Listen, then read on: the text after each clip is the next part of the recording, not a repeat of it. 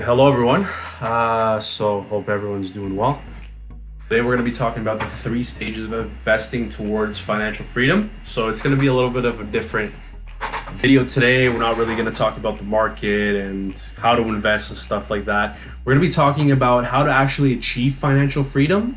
There's actually three steps towards it before you're actually deploying a lot of money and a lot of capital into these like stocks that you see everywhere, and everyone's like buying this or buying Amazon, buying this or making millions of dollars and stuff like that.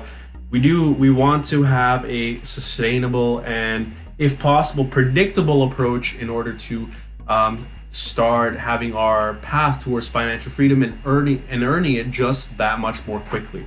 Okay, so no matter where you are in life, I'm not going to be kind of naming the ages, but in these stages, this is usually when we're going to be starting to look into these kind of different things.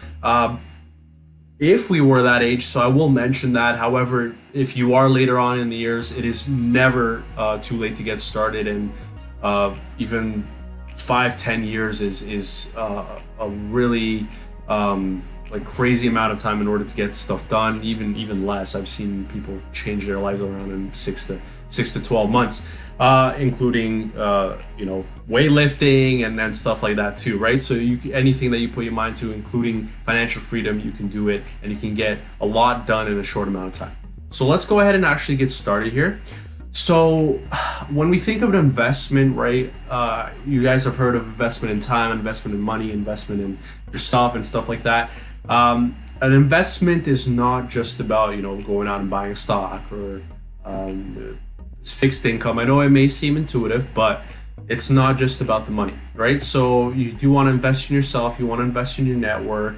I put there, luck is usually opportunity. So when people say like, wow, that came around at a lucky time, luck, a lot of luck is based on the fact that you have surrounded yourself with people in your life that you can call upon for help and that reach out to you. So if anyone has ever reached out to you for you to do something, maybe you were down in the dumps, right? You thought maybe, wow, this is really lucky, like I really needed this.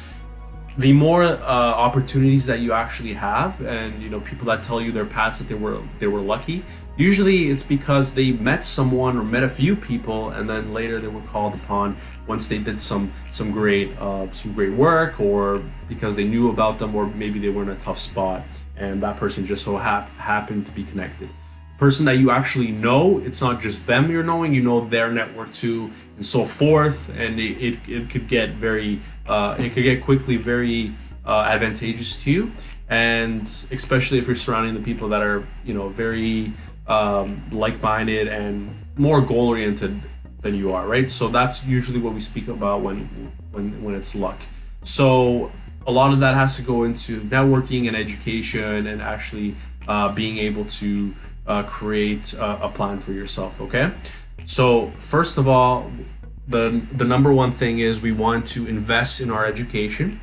So if you are younger, especially if you see around you what's going on, and let's say you're in high school or just getting out or right before, or maybe a little bit later than that, before you actually have a post-secondary education or anything like that, you'll see people actually going for the highest paying jobs they can right away, in order to, I don't know, let's say it's not a crazy emergency situation. Let's just say it's a normal situation.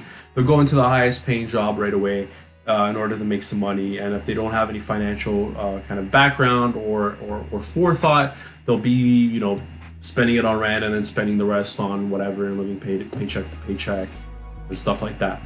So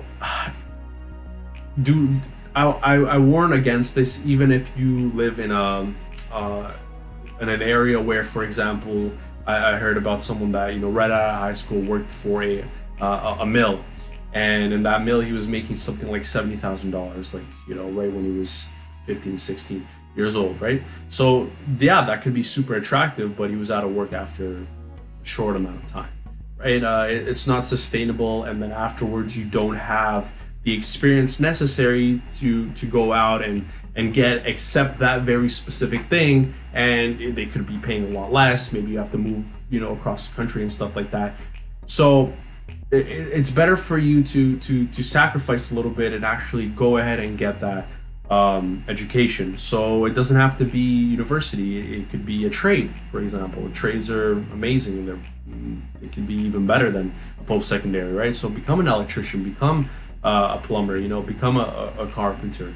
Maybe you want to go into tech. Maybe you want to go into more of a finance thing, right? So that's kind of where you want to head, and you want to take the time to actually plan where you see yourself in the future.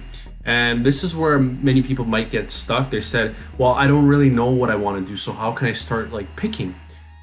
Now, we do also want to get a little bit real here. This is financial freedom, so the quicker you start, the better. And especially the people that don't have the luxury to actually sit there and maybe in their parents' basement and just like chill and think things through. They have to get started right away. You do want to go out and get started into a field that is growth oriented. If you can't have a more formal education, let's say something like marketing, for example, you can't really have that formal education. I mean, you can get that MBA and stuff like that, but it's better to just go to a firm and rise there. There's a lot of growth potential even if you are starting with no education, right? So you can always pivot, and if you are going into something, you can always switch later. I could probably switch into tech from where I am now. I could probably switch to marketing from where I am now. I can probably switch into legal from where I am now, and at any point you can also learn the skills on the side, right? So let's say, for example, out of necessity, you're working as a security guard for minimum wage, $30,000 and stuff like that. You can actually use the free time, because normally they don't, from what I know, it's not a regular 9 to 5. It's either overnight shifts, you get to pick and stuff like that. So on your off time, you should be studying to do something, right? Maybe if you're a security guard, you're very buff, right? You can go and get your personal training license. It's a really good investment in yourself, and it's for the money. It's very worth it. It's not too much in the grand scheme of things, and you can be earning 6 figures afterwards if you're an actual salesman as well. So here's where I want to end off with this. You want to go ahead and invest in yourself, get that education. If you do have a plan where you want to be, even better, because then you know exactly what education you want to get. Electrician, IT, whatever, you name it, something that is sustainable and you can grow in, okay? Secondly, we want to invest in our growth. So now that we have that education, right? Maybe we're getting that 30, we're getting that 40, that $50,000 and stuff like that when we're starting out, but we do want to go and hit 100,000 as best as possible, because that's where we're actually starting to have a very comfortable kind of content, like with yourself lifestyle. You don't want to get content, but you want to get yourself out of that survival mode thinking, so that you can actually start growing and start properly creating a financial plan for yourself. Obviously, in some areas in the country, you actually in the world, you need a little bit more than this. But for the vast majority of you are earning 6 figures, and you are living well below your means with like even rent and not even a mortgage. You should be doing all right, and you should be able to live and put a lot of your salary away. Unless you're supporting others, that's a completely different thing. Here's where kind of the thing also starts. You don't need to start scrimping and not buying coffee and stuff like that just so you can save an extra 2-3% and investing that. A lot of investing, when they show you those charts when you're starting out, start at 20 and put in $100 per month, and then by 60 you have millions of dollars, right? There are these kind of things, but I think it's really good to think macro about this, because even in those charts, if you look at it, the line is exponential. So when we actually get to 10 years before, that's when the actual exponential part is hitting. So a lot of what the rich people do, right, is they skip all those beginning years and they go straight for the top, right? So you're deploying $5,000-$6,000 extra dollars that you have per month into the market. But many of us don't have an extra $5,000-6,000 to invest in the market, especially not even with the 100,000, 120, 200,000, right? Unless we're living very well below our means, we don't have a family or anything like that. Then yes, if you're living a very kind of lower lifestyle, that's and you're saving 80 to 90% of your income, more power to you. That's awesome if you're able to do that. But what you want to do is you actually want to start long-term plans. So this could mean, if you know how to use leverage, you can go into real estate. You can start going into real estate because that starts to multiply your money, and you have to know what you're doing with the leverage. But if not, we can also go into stuff like growth within your field, if it actually lets you. So if you're in sales, if you're in sales, or if you are very close to an executive position, or you're part of a startup, then you can actually stay in that role and try to become part of the executive family. Then you're usually getting those stock options, and you're getting the $300,000, $400,000, $5,000 salaries that you want, and also the salesman as well. So real estate, sales, and the third other option that I can see from growing from here on out, outside of your job, is to start your own business or to have multiple side hustles.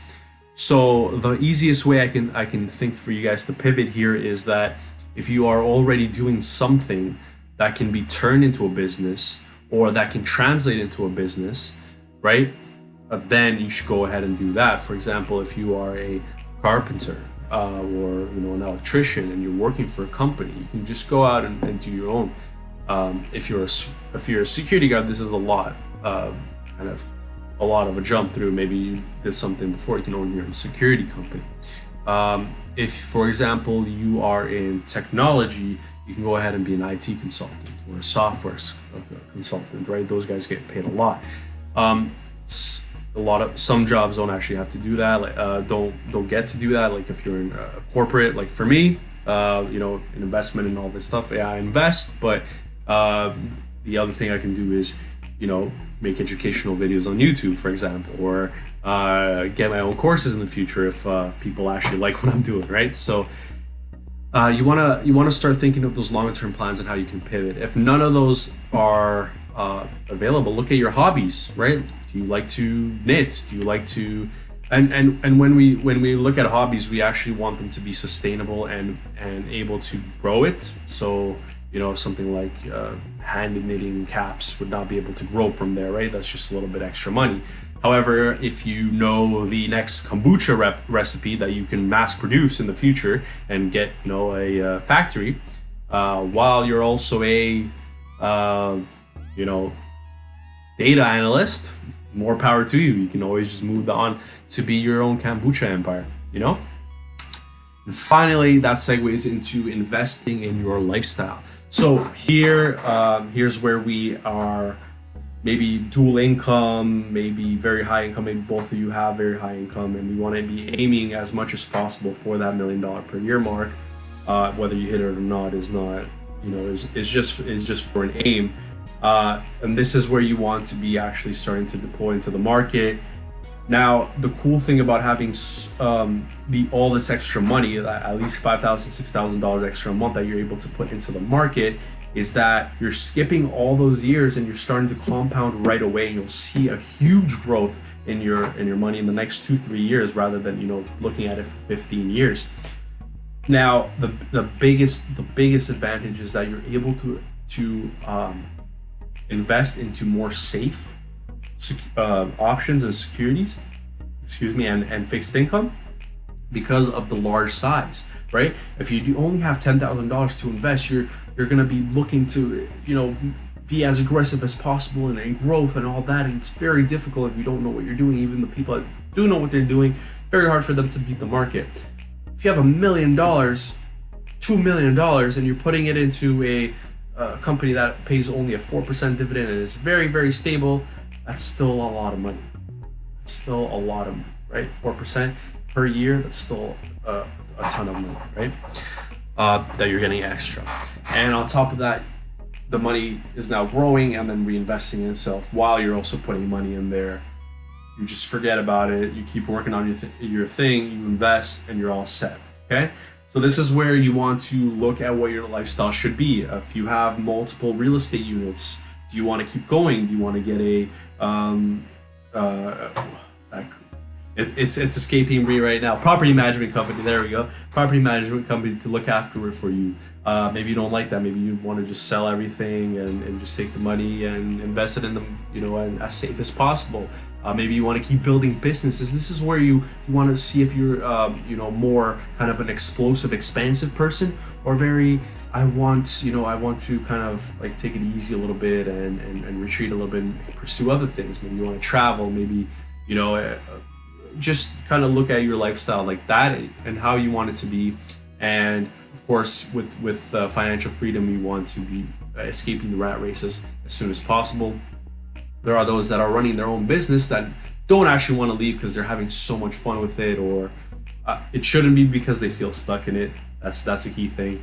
It should be because they're having a lot of fun with it, or this is like their passion or something like that, and working on it actually gets them very excited. Okay, so those are the 3 steps, guys. Just please remember, always don't go for shiny object syndrome. Just think of more of a long-term approach.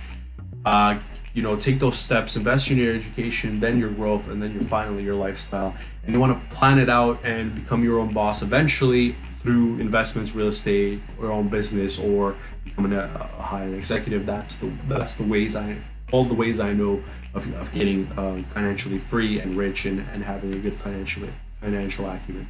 All right. So please remember to like for the YouTube algorithm, subscribe for more videos, and the most important is please comment what you'd like me to answer, or any topic that you'd like me to talk about regarding finance, investing, financial freedom. All right.